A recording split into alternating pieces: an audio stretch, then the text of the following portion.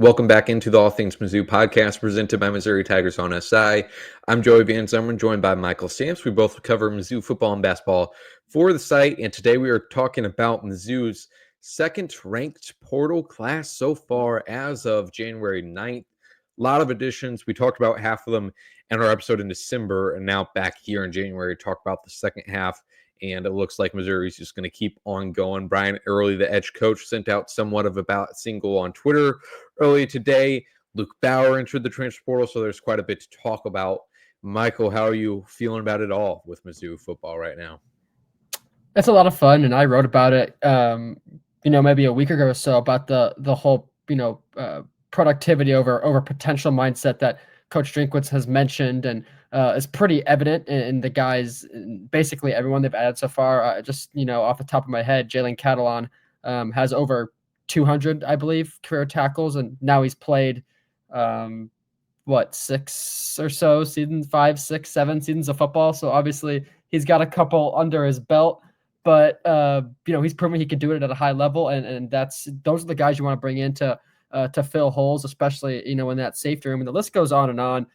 Whether they're productive or played at another Power 5 school, or it was a Group of 5 school like Nate Johnson at the edge spot, or you're looking at a Stephen Hall, Washington State, or that sort of thing. There's people who younger guys who probably still need some experience, like Johnny Williams from West Virginia. Played pretty well in limited snaps, but needs to get a little more experience under his belt. But regardless, he has experience at a Power 5 level, and that goes a long way, especially when you still have years to play. And that's another important thing worth mentioning that we probably talked about last time around. But most of these guys, not all of them, Catalan obviously breaks that rule. But most of these guys have more than 1 year of eligibility remaining. They have, 2, maybe even more seasons left to play, which is also going to be really important because if you look at a guy like, Santana Banner comes to mind, or Johnny Williams, those were redshirt freshmen that are going to have 3 or 4 seasons. Who knows? With NCAA rulings and stuff like that, how many more extra years these guys are going to get. So they've really checked all the boxes. They're productive. There's potential there, and they have multiple. Most of these guys have multiple years to grow into Missouri system, assuming that they stay. So really impressive so far, and not necessarily the big name talent, but really checking all the boxes as far as needs go. Right, exactly what you mentioned about the eligibility a lot of these guys have. It's not necessarily like you can build your future around them just because of the fluidity of college football rosters. However, it is nice to have those guys because of that same fluidity. You're going to lose some of them along the way, obviously, but you're going to lose a lot of your freshmen that you end up recruiting. But as long, if you can have guys year in and year out that some of them return, then that's the benefit. So good there for Missouri. A lot of the transfer acquisitions they made over the past 2 years have been just because of the position they've been in, have been rentals. I hate to use that word for human beings in their collegiate careers, but 1 year rentals, basically veteran rentals. Fill in some holes when you can. And now they're really having to rebuild their team. And this is quite the transition year for Eli Drinkwitz and co. And obviously it'll be a pretty important year because of that. Again, we talked about it on our last episode, the fact that he's going to handpick who his quarterback is going to be. He didn't recruit Brady Cook. He didn't recruit Connor Bazelak. So a big test for him there. And obviously these players that they are recruiting are a result of the success they've had over the past 2 years with the players that they've grown in-house. So really a transition year from turning those players, obviously the Brady Cooks, the Johnny Walkers, the Cody Schraders, all of those players that have built a legacy at Missouri, turning that into being able to recruit transfers like this and build them build a new sort of program and take them to the next level. So there's that. They completed the Music City Bowl, obviously, at the end of the month. We had plenty of coverage on that. Great time down there in Nashville. The one thing I think we wanted to talk about from this one was Marquise Johnson's performance, and obviously hard to miss that one. But I think just in the lens of 2025, as we're looking forward into this episode, obviously, I think Marquise Johnson just proved that he can be the I hate this word, but the alpha in the wide receiver room, if you will. He can be that guy. And obviously Marquise Johnson has had quite a few big plays over the first 2 years of his career. However, he's just kind of been, at least playing time wise, just been a speedy deep threat and really hasn't diversified his game on the field. And I say on the field because I truly believe on the practice field that he's been able to really refine his route tree and become more well-rounded wide receiver. And we just, he wasn't getting that playing time yet. I mean, in 2023, he had 13 catches for 383 yards, which is a crazy stat line. And obviously a 29.5 average. And any wide receiver who's averaging 29.5 yards reception that's a pretty great average there. But obviously you want to be able to do more than that. And so, especially with the routes he had that weren't, I mean, the 44-yard catch he had where he wrestled the ball down was really impressive, but we all knew Marquise could run that fast and beat corners like that. But I thought was even more impressive was the 7-yard touchdown he had, the routes he ran over the middle of the field, where he clearly was, able to officially get to point B, find separation. Really impressive performance from Marquise Johnson, somewhere around 120 yards. So obviously they got Kevin Coleman coming into here from Mississippi State. We talked about him in that first episode. And Kevin's going to be a big playmaker as well. But Marquise Johnson, I think all the hope that we had for him going into this year, obviously, like I said, didn't see as much as him as I expected in his sophomore year, but I still have that exact same hope and even more after this Music City Bowl performance. So there's that. Michael, any takeaways from you on Marquise or anything else from this Music City Bowl game? I think a lot of people are probably a little bit confused as to why Marquise Johnson didn't get probably the playing time he really deserved. And obviously we don't have the answers to that, but he showed why he deserved to see the field as a primary threat and option. And if I think it's important to keep in mind that Missouri's receiving room this year was very diverse. You have a guy like Theo Weiss who more technical and he can do after the catch, but he's a good route running target. And then obviously Luther Burden yard after the catch guy. There's a diverse group of targets, and obviously you don't bring back Luther Burden and you don't bring back Theo Weiss or Mookie Cooper. Those are arguably your three best receivers, right? But there still is a diverse group of skill sets in this receiver room with Coleman, with Johnson, with Joshua Manning, whoever you want to slot into that next spot, them as well. So I think that's important to keep in mind that, Marquise Johnson isn't necessarily filling a role of Luther Burden, but he does kind of present himself as that yard after the catch playmaker, which is important. And like you said, his routes to the middle of the field and towards the sideline, I think were really, really impressive. And those are important parts of the Missouri offense, of the Missouri passing game that we didn't always see, in the regular season. It was nice for those to come to fruition a little bit in the Music City Bowl. But yeah, he's clearly not just a deep threat, not just a speed yard after the catch guy. He can run routes and he has a technical aspect to his game, which is really important. And, he presents himself like he's going to pair well with Kevin Coleman. And then obviously wherever you want to slide in Josh Manning, he didn't necessarily, shine as much as he actually didn't get on the stat sheet at all, besides a 4-yard rush. But, presents himself like that's going to be a very good, diverse skill set in their receiver room. And it was nice to see him break out a little bit. I think, like I said, a lot of people probably puzzled and really wanted to see him, double down in his freshman year production. And, half of his receiving yards probably come from the Music City Bowl, but it's still nice to see that stat line improve, I guess. Yeah, like you mentioned with this wide receiver room, obviously we've talked about it ad nauseum with all the exciting sophomores and freshmen that are developing and sticking with Missouri. It's been a rare position group where they've had a lot of these guys return year in and year out, and just the diversity of skills, like you mentioned there. And it's also been interesting to see that they only added Kevin Coleman. Um, they have two really talented freshmen coming in as well. I doubt they um, get into really consistent roles, either of them, but we'll see. Um, but I think it does say a lot of their lack of other moves and their confidence in these guys on the rise. And we've heard all season long and going back to fall camp, the confidence they had in Blood and Manning and Johnson. That I think we'll see take the field next year. So exciting stuff to watch there. That's the Music City Bowl. I think it was interesting. You mentioned people being confused with Johnson's playing time.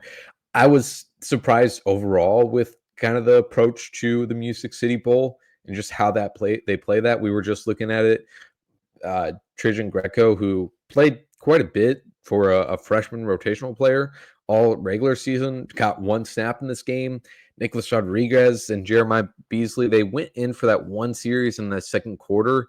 And that was the series where Iowa went down and scored a touchdown. Nick Rodriguez almost got called for a late hit. Jeremiah Beasley was called for roughing the passer. And I believe Beasley made one other mistake. I thought the roughing the passer on him was a little bit ticky tack, but they made some mistakes on that drive. I was still surprised to see, though. I think in the second half, Drinkwitz and the coaching staff kind of got into, it's still an exhibition game, but they really wanted to win that for the legacy of all those guys leaving behind. So they didn't really rely on those other guys as much. Besides a wide receiver, when they were down, obviously you're down Luther and Theo. Mookie's injured. Marquise Johnson got a little bit banged up on a play, and that's when we saw Logan Muckey make his first career catch. So they were down at wide receiver, but other than that, not rolling in too many guys that we kind of expected to see get some more opportunities. But that just makes me even more excited for spring and fall practices where we get to watch that. And we'll be seeing the transfer portal additions as well. And we won't be seeing Luke Bauer punting or throwing at practices. He entered the transfer portal today, Thursday.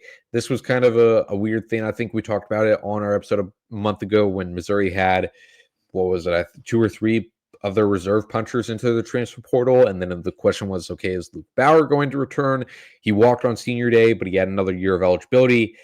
Turns out he is going to enter the transfer portal, and we won't spend too much time on his replacement, but they did add Connor Wesselman from Stanford, a guy who did not punt the ball in 2024. He did 2023, his junior year, averaged just around 43 yards. So there's that. We were just talking before the episode too. They'd probably like to have another puncher, so we'll see what they do there. Now that Orion Phillips is out the door, maybe the qualifications for the backup puncher will also be like long blonde mullet, or maybe they'll look for the opposite. We shall see. On to the additions of this, again, the second ranked portal class in the nation. First off, a guy that we mentioned in our last episode, but it was before the news happened. We were talking about all sorts of different quarterbacks, including Bo Pribula. So at this point, it's been just around 3 weeks since Pribula committed. So I'm assuming most Missouri fans are familiar with their new quarterback at this point. But just a rehash, excited to see how he fits into the Missouri offense. Seems like a really good fit. Not only a guy where Missouri was like, all right, we have the money and we have the brand value, if you will, to go and get a top 15 quarterback, but they just so happen to get a guy that really fits pretty well with Eli Drinkwitz's offense, especially compared to Miller Moss. As you mentioned in that episode, Michael, Miller Moss might be subjectively the better player, but Pribula definitely has the mobility that Moss does not. That is very favorable in this Drinkwitz's offense, and it's going to be a question mark for Pribula and what his production is going to look like. He's been in a reserve not even a reserve role, almost how the 49ers used Trey Lance when they had Jimmy Garoppolo, of going in there in the red zone and running the ball a few times. Tough runner for certain. He got some playing time against Wisconsin this year, had a good stat line. James Franklin, the head coach, not the former Missouri quarterback. James Franklin really likes him, really likes his character. Again, like you said, Michael has kind of the right amount of eligibility, and we talked about this before, of how long exactly do they want that bridge to be to Matt Zollers? And obviously with Zollers, who knows what he's looking like in 2 years. He's got to recover from that injury, and then they have to retain him on the roster for every year after that. So for now, though, Missouri finds their guy. Michael, what are your thoughts on this addition here? One thing that stood out to me, like right as he committed, that I feel like you don't see very much on social media, is just like the outcry and pouring in of support for him entering the transfer portal. I guess that's when he transferred, not when he made his announcement, but just seemed like he got a lot of online love and respect, which uh, you don't always see when a player leaves your team, but the fan base and players he's played with. I think we talked about Sean Clifford a while back, and I remember Micah Parsons saying something. So a lot of big names and big Penn State players mentioned, how important he was and a character thing, which I think is obviously really important. Now, obviously, we don't know what type of locker room guy he is until he's on campus and interacting with Eli Drinkwitz and that sort of thing. But Brady Cook, not only incredible, player, but as a person as well, left a pretty big impact. So maybe there's some hope for that. But as a player, he gets the ball out fast as a passer. It's important that he didn't just not play. It's not like he was Penn State's backup that never saw the field. He did get I guess, a respectable amount of action for a backup quarterback as a passer. And obviously, statistically, the rushing stats pop out, and he's powerful. And I think you've said this a while back, Joey. Almost moves like a running back when he's downhill, gets his head down, which is going to be a unique part of the Missouri offense next year, assuming he's the starter that we maybe haven't seen. So that's fascinating.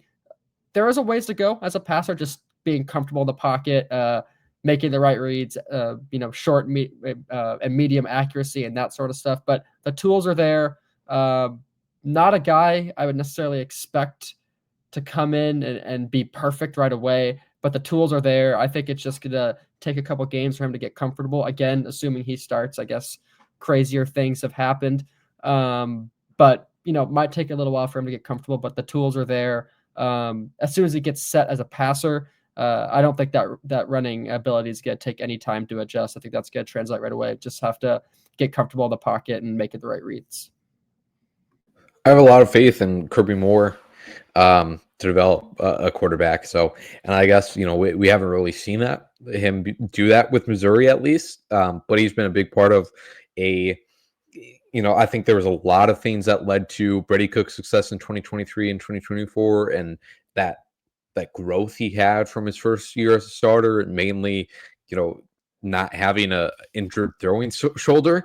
But I think Kirby Moore played a part in that. I think Kirby Moore played a big part in Jake Hayner's career at Fresno State. So I have faith that'll be able to do some good work with Pribula as well. And what you mentioned there, Michael, about his character and just how much he was loved by this Penn State fan base, and also his former teammates. I found a quote from James Franklin after he had to play against Wisconsin, after Bo had to play against Wisconsin. James Franklin said, "I have a ton of confidence in Bo.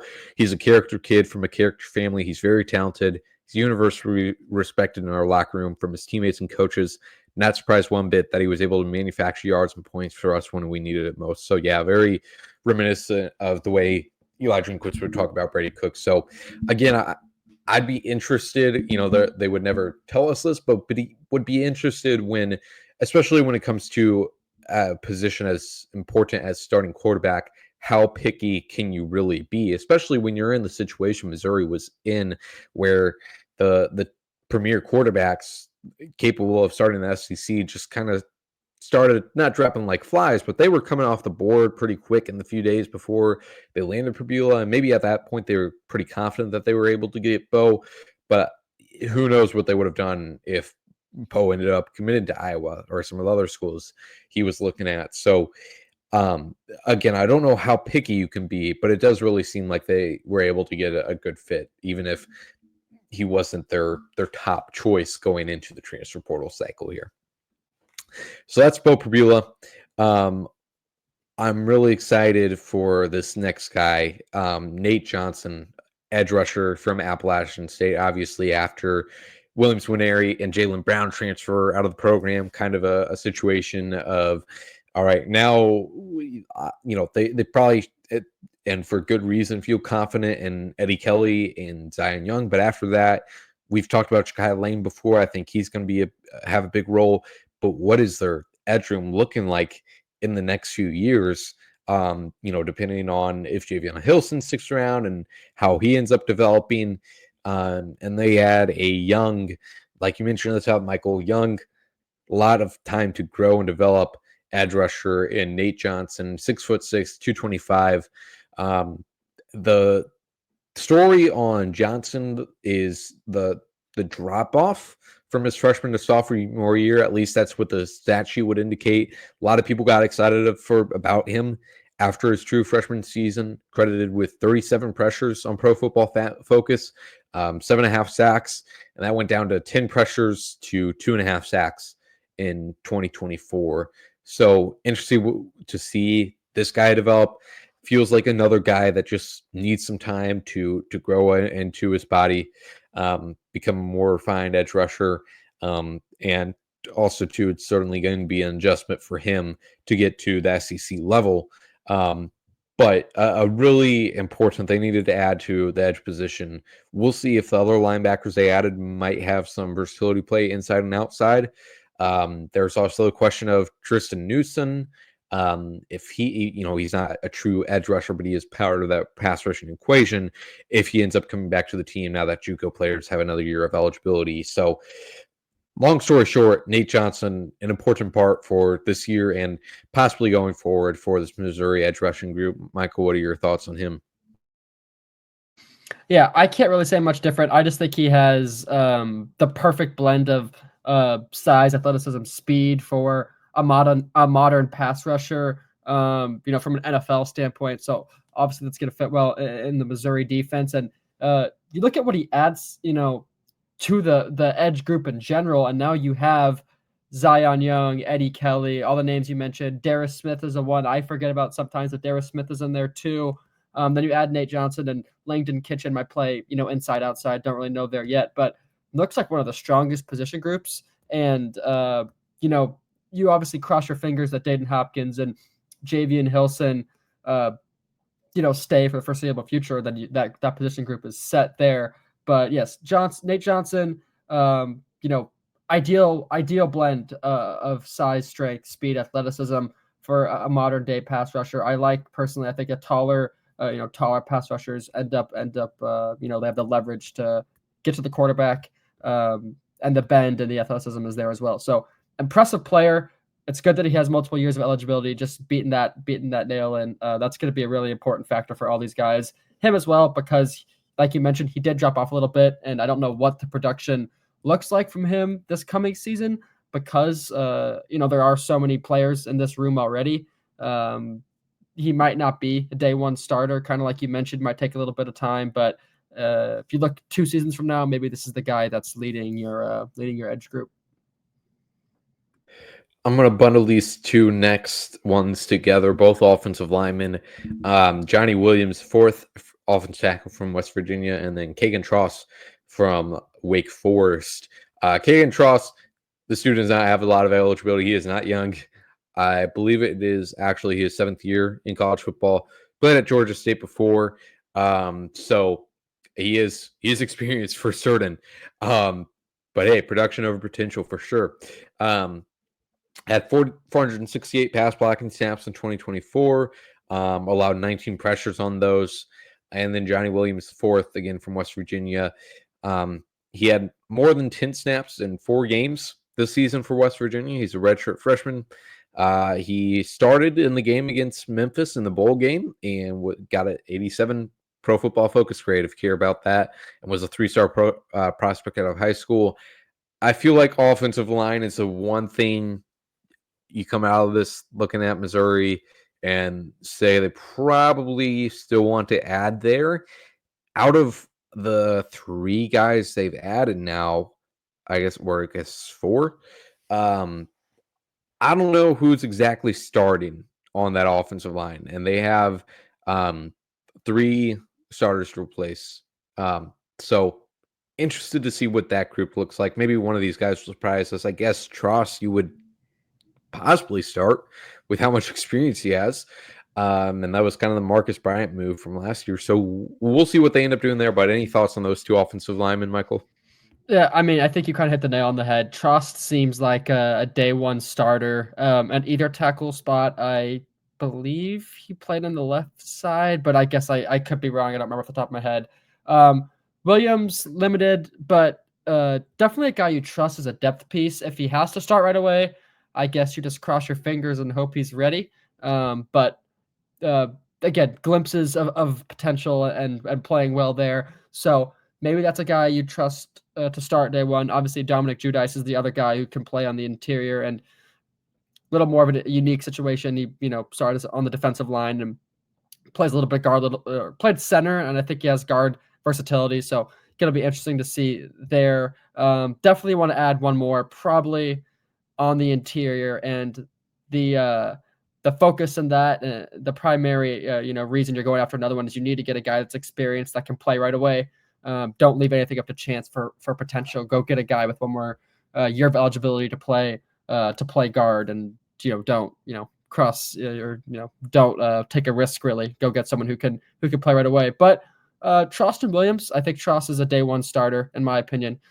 Experience, like you said, 7 years of college football is crazy, or 6 years, whatever it is crazy that we're at that point. But definitely a guy you probably trust at this point to play right away. And he had a lot of popular suitors in the transfer portal, so clearly highly touted and respected. Going to be a guy you could trust to start day one. Williams, maybe not as much, but the potential's there, and once he gets his feet under him, maybe there's some trust there. But they're both massive, right? Tross is 6'4", 305. Williams is 6'7", 315. Williams, body kind of resembles Marcus Bryant a little bit. I think they have similar height, weight, so maybe they see something there. And I know Armand Membo, just drawing comparisons here, a little bit smaller, a little more athletic. Tross, a little smaller. Believe is a little more athletic. So maybe there's some comparisons there. I don't know, but Tross looks like a day one startable guy. Williams, kind of a question mark. I'm not saying he can or can't, just probably a little bit more trust with Keegan Trust. Yeah, the biggest question for this offensive line is just going to be what they end up doing with Caden Green. If they move him over to left tackle, that's it doesn't create. Well, I guess it does create less issues for them if they feel confident that he can start at left tackle. It was kind of an odd situation last year. I know Oklahoma fans went and trolled with that, but I think Marcus Bryant held up really good out left tackle. And so I don't think they regret that decision. But the fact that they had Caden originally planned to have him at left tackle is interesting, but it could have also said more about how they felt about their interior depth than they did about Caden's performance at left tackle. So we'll see what they do there. If they have Caden there, the one thing is I think they seem to like Javen Richardson. Javen Richardson, he was a JUCO transfer ahead of the 2024 season, was supposedly competing for that starting job with Marcus Bryant in fall camp last year. So we'll see again, how they feel about Caden Green at left tackle and how they feel about their interior depth, because Javen Richardson I'd be pretty surprised if he could play guard just with his size. So a lot of, as there always is with offensive line, a lot of moving pieces there. Obviously, we've talked about Logan Reichert. Would expect him. He's dealing with some sort of lower body injury right now. He's wearing a boot at the Music City Bowl, but I would expect him to be a part of the picture there too. They got Connor Tollison returning, but is he going to be ready by fall camp? He suffered a ACL injury in late October, early November in the Oklahoma game.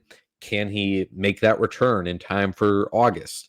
Something to watch there as well. So I think agree with kind of where you slotted those transfers in there. I think Gaddis is a good ad, especially for his versatility. I looked at it. Tross played mostly at right tackle in this past season, but did start a game at left.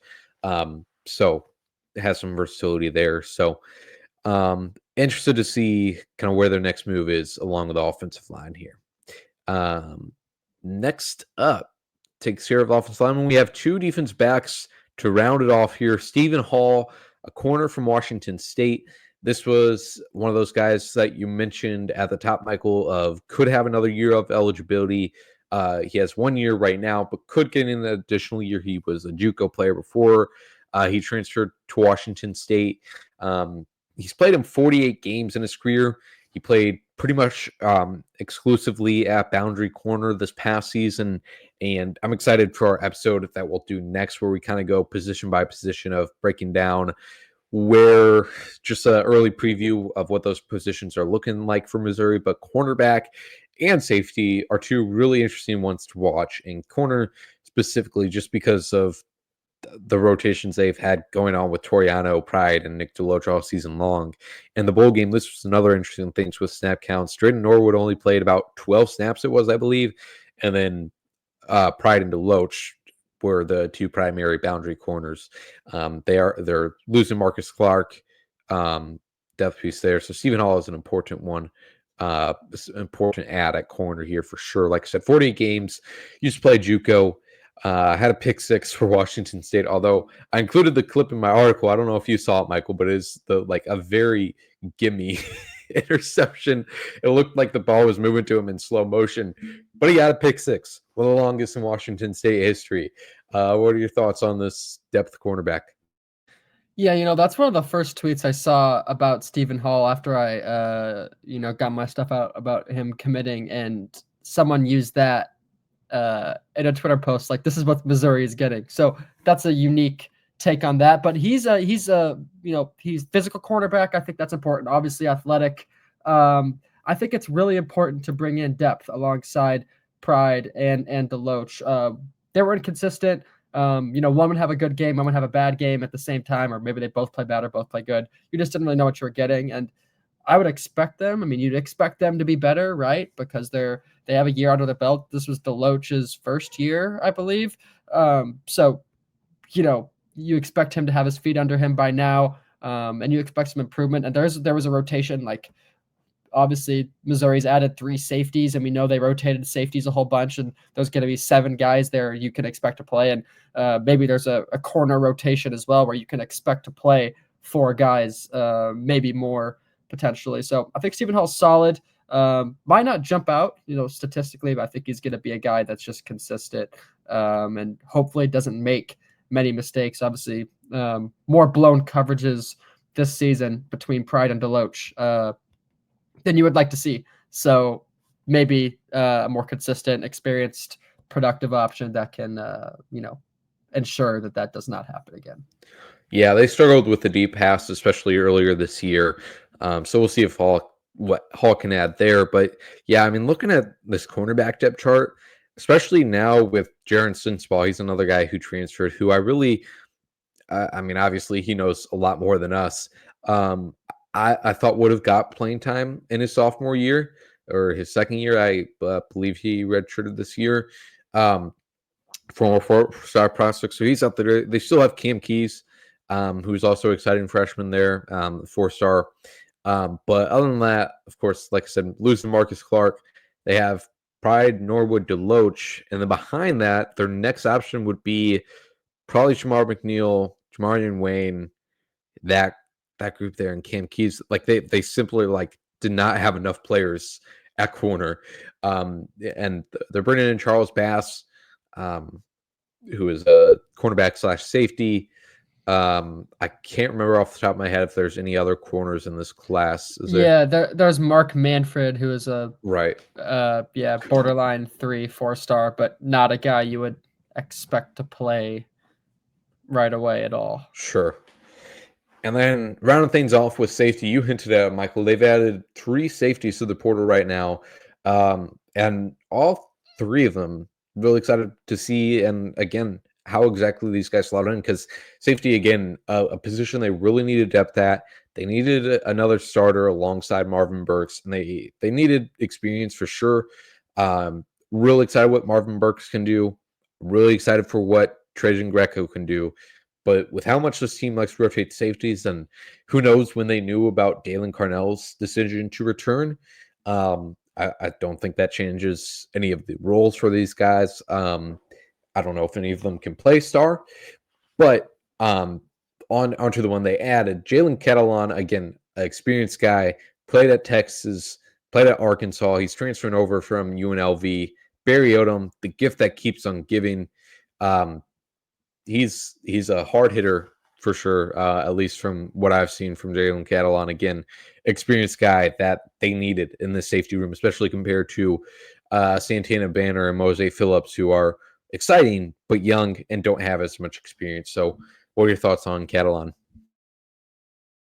Yeah, I mean, it's just crazy, like I said, with Tross, that you're getting guys in your team who have not even just been around for 7 years, but Jalen Catalon has played 6 years of football already, 6 seasons that he's been uh, productive, I guess, maybe outside of his freshman season with Arkansas. He's been a productive player in all 6 seasons. His best season probably was this most recent one with UNLV, 96 tackles and 5 interceptions. He had 99 tackles and 3 interceptions, 2 tackles for loss in 2020 with Arkansas. Uh, a common theme with Catalan has been injuries, and I would like to imagine that's why his college playing career has been extended so long, is because he keeps getting hurt. You look at his stats and career record, you see three seasons in 2019, 2022, and 2023 where he wasn't nearly as productive as the others. Those are all because of injury. So kind of, I guess, a little bit of risk reward. If you can keep Jalen Catalon healthy, then you're probably looking at one of the best, best safeties in the country. I believe he was a All-American or All-American honorable mention of some sort this season, and clearly has that potential. But just adding a guy with 6 years of college experience is so impactful, especially the SEC when other teams have 3-4 year multi-year starters on both sides of the ball. Having someone who just knows what's going to happen and you can rely on, is not going to make many mistakes, is so important. And he's also a versatile player, right? He had added 2 sacks, 5 tackles for loss, so he can defend the run a little bit as well, which is important. Get after the quarterback as well. So he seems like a do-it-all guy, and if he's healthy and when he's healthy, you're probably looking at one of the best best safeties in the country. But keeping him healthy is important. With his addition, I mean, kind of similar to Nate Johnson getting added to the edge group, you kind of automatically slot the safety position as one of the best, if not the best, on the entire roster. Banner and Phillips, like you said, might not be the most productive right away, but they still have plenty of experience and plenty of production to back up, in their 1 or 2 years of play. Those are guys that are probably going to get some run, and then obviously Dalen Carnell probably going to be one of the best safeties in the SEC. So looks like a great position group and a great transfer portal haul by Eli Drinkwitz at the position. Jalen Catalon, you're looking at probably one of the most productive safeties in college football. Right. Like you mentioned, it got a whole ton of accolades for this past season at UNLV for the season they had there, which was impressive, obviously. And what you mentioned about his versatility, I think, is important. I think Trevez Johnson is kind of an underrated loss for this defense. And looking at their snap counts and just where they played in this past season, I mean, the pretty similar body types. Trevez Johnson, 5'10", 195. Jalen Catalon, 5'11", 205. Like you said, they both kind of played all over the field. Most of Catalon's snaps came at free safety, 415 in this past season. But then he also had 137 at slot corner and 314 inside the box. So kind of dime backer, could play star. Trevez Johnson, Sidney Williams played star from time to time too. So really just a versatile piece for this Missouri defense. Corey Batoon, I'm at least assuming that he loves himself some safeties. Maybe that's just the positions he got slotted into coach and just stuck with it. But that's Corey Batoon's background. And they have a whole host of them, just like they did last year. It was a pretty deep group this past season. And now they add 3 really highly touted transfer portal ads to that position group. So I think this defense is going to be really excited to watch. I think there's obviously the offense too, and that trio of Prabula, Hardy, and Coleman. But I feel like the defense, though, because Prabula and Hardy are a little bit more of question marks compared to this defense, where it is just tons of guys who were all conference either this past year or not too long ago. All conference, like you mentioned, Catalan was, I believe, third team All American. A lot of playmakers that I think are going to be exciting to watch, and the fact that they're getting them now is big, and to have spring to really gel together and learn the system. So excited to see what Corey Batoon can produce in year 2, and that's rounds out all the transfer portal additions so far from Missouri. I'm sure we'll be back very soon to have some more additions to talk about, some more. Well, I was going to say more losses, but they won't have another window until April. I believe it's April 15th through 28th, 2-week window there. Missouri rounds up. I mean, they had just the other day, there was the graphic of the SEC teams and how many players they lost. Missouri was only second or third behind Georgia and somebody else. Georgia is a playoff team. A lot of people want to play for Georgia. So they are overall doing pretty well. Obviously, some losses you would like to have back there, but that's every single school. And for the most part, do pretty good for, again, a transition year. So, Michael, any final thoughts before we wrap up here?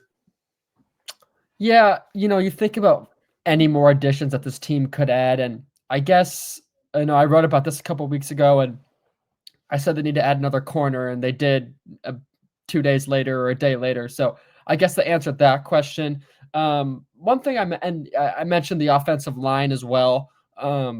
Again, probably on the interior. I'm probably a guy that's experienced that has only maybe a year or 2 of eligibility. That's going to be a reliable plug and play guy at right guard, presumably.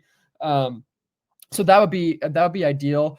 One thing I also mentioned is just if there's a position you think needs more depth and a guy who is willing to sit for a couple years, a freshman or sophomore, which I know is pretty rare at this point. Not a lot of guys want to go and play right away.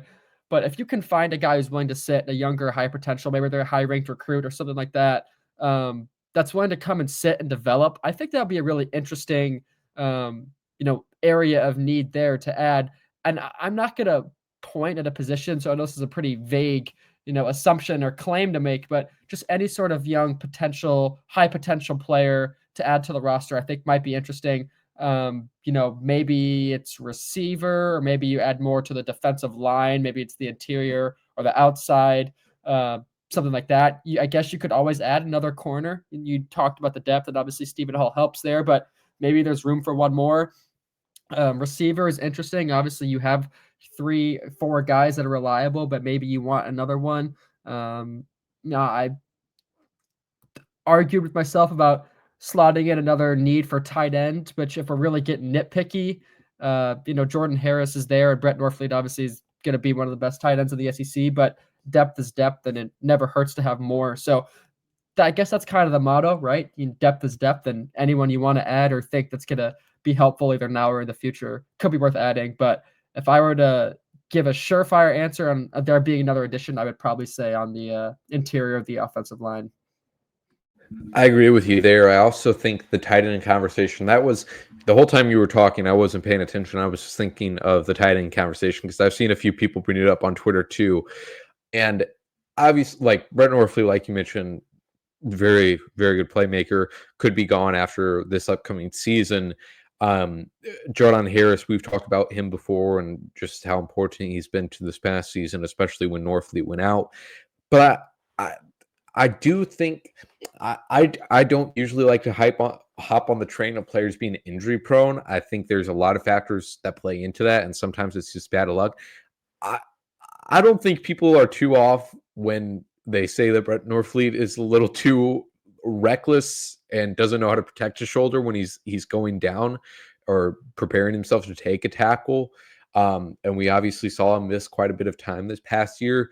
And I've said before, I'm overall surprised of that they don't utilize more tight ends with how much they expect wide receivers to block. And I mean, that's a staple of a lot of offenses, especially with Drinkwitz's, especially with wide zone. I'm surprised they didn't use more tight ends. And obviously, the Brett Norfleets of the world are hard to find a guy that can be that what good of a receiver and then also dominate in the blocking game.